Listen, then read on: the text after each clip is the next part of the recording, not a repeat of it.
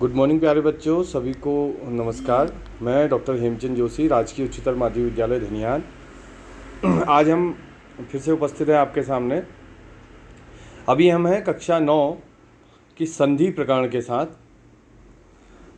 उम्मीद है आप सभी बच्चे लॉकडाउन की इस अवधि में अपने अध्यापन को जारी रख रहे होंगे। तो हमने आपको द्वितीय अध्याय पढ़ाया था व्याकरण में। तीसरा अध्याय जो है हम संधि पढ़ते हैं।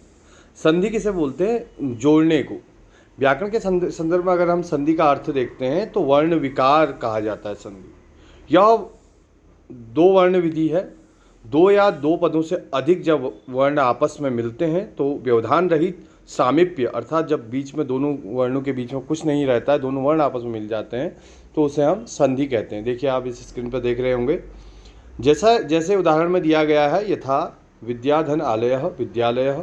यहाँ पर विद धन आ धन लयः शब्द से आ और आ की अत्यंत समीपता होने के कारण दो वर्णों के एक स्थान पर आ वर्ण की उत्पत्ति हो जाती है तो उसे एकादेश हो जाता है। ऐसे इसको मुख्य रूप से संधि कहा जाता है। संधि के हम सामान्य रूप से तीन भेद जानते हैं। स्वर संधि, जिसे हम अच संधि भी कहते हैं। अच क्यों कहते हैं वो हमने आपको जब हमारा प्रत्याहार विधान हो रहा था हमने आपको तब बताया था। और दूसरा है व्यंजन संधि, जिसे हल संधि भी हम कहते हैं। तीसरा है विसर्ग संधि। तो बच्चों, आज हम स्वर संधि की थोड़ी सा चर्चा करेंगे इस वीडियो में। ध्यान से देखिएगा। स्वर संधि अर्थात अच संधि किसे कहते हैं? दो स्वर वर्णों की अत्यंत समीपता के कारण यथा प्राप्त वर्ण विकार को स्वर संधि कहते हैं। इसके निम्नलिखित भेद हैं, जैसे दीर्घ संधि।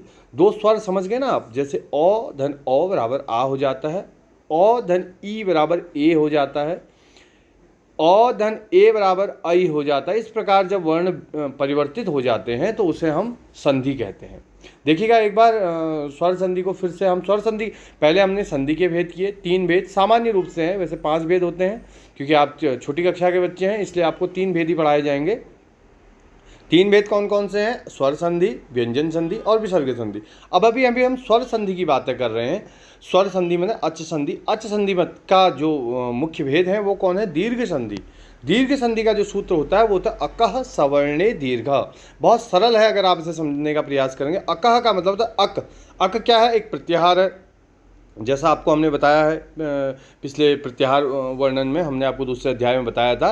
अक जो है ओ ई उ री री, ये शब्दों से अक प्रत्याहार बनता है। तो अभी आप हिंदी में इसको समझेंगे। देखिए, यदि ह्रस्व या दीर्घ ओ आ ई उ री स्वरों के पश्चात ह्रस्व या दीर्घ ओ ई उ या री स्वर आए तो दोनों को मिलकर क्रमशः ओ और आ के स्थान पर आ, ई की जगह में बड़ी ई, उ के स्थान पर बड़ा उ और री के स्थान पर बड़ी री की मात्रा हो जाती है। अब देखिए, री का प्रयोग हम सामान्य रूप से कम करते हैं तो हम ओ आ ई उ इन 4 वर्णों का ही प्रयोग देखें। ओ ई उ इन 3 वर्णों का ही हम प्रयोग देखेंगे ह्रस्व और दीर्घ में।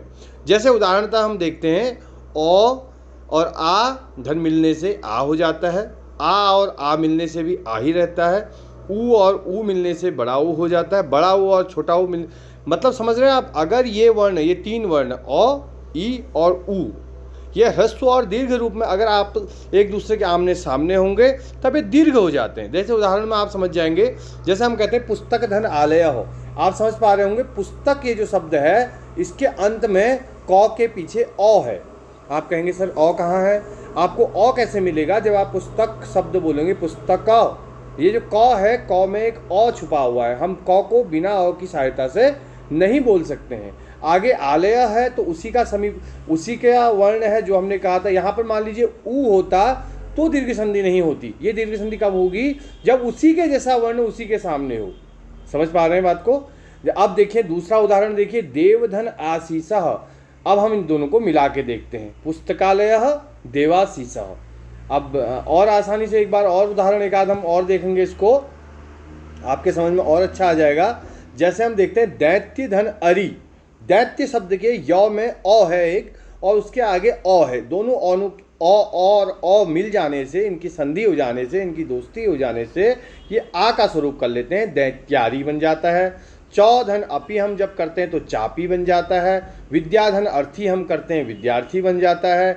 गिरिधन इंद्रह हम करते हैं गिरीन्द्रह बन जाता है। ये देखिएगा गिरीन्द्र ऐसा शब्द बनता है। आप इनको कॉपी में अपनी इसी तरीके से उतारेंगे, ऐसी उम्मीद है।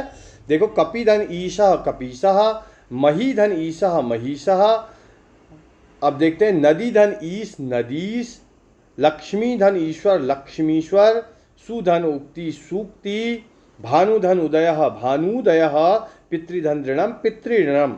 समझने का प्रयास कीजिएगा।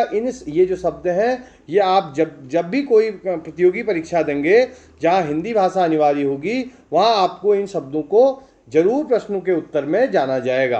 आप भविष्य में कोई भी प्रतियोगी परीक्षाओं में आपको ऐसे प्रश्न अवश्य रूप से आएंगे, तो इसको बहुत विशेष तरीके से आपने ध्यान देना है कि किस प्रकार हम शब्दों को मिलाकर स्वर संधि को सीख सकते हैं। स्वर संधि का हमने आज आपको एक भेद बता रहे हैं, केवल उस भेद के अंतर्गत हमने क्या बताया आपको, दीर्घ संधि। अब आपको क्या करना है, इन शब्दों को समझने का प्रयास करना कि कैसे।